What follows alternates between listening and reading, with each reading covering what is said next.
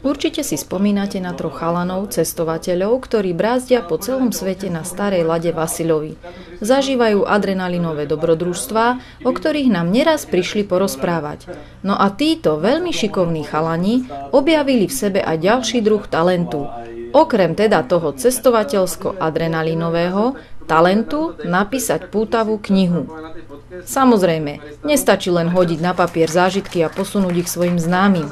Chalani tentoraz zarúbali vyššie, napísali knihu a tú ponúkli aj známym, no aj neznámym čitateľom. A tak sa Majo alias Junior, chalanisko z týmu, jedného dňa s chuťou pustil do spisovania zážitkov na zadnom sedadle Vasila.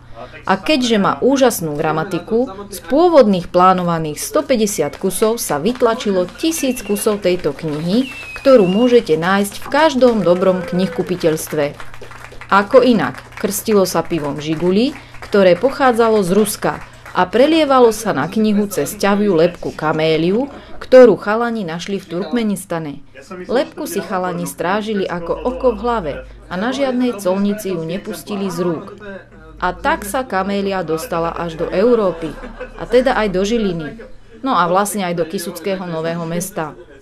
Krstným otcom knihy sa stal Michal, ktorý chalanov už od začiatku podporoval vo všetkom, čo vymysleli.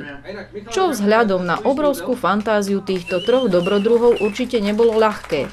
Takže Michal, máš náš obrovský obdiv. Chalanom držíme palce, fandíme im a dúfame, že pri najbližšej príležitosti prídu aj k nám porozprávať čo nové. Ale samozrejme bez kamélie.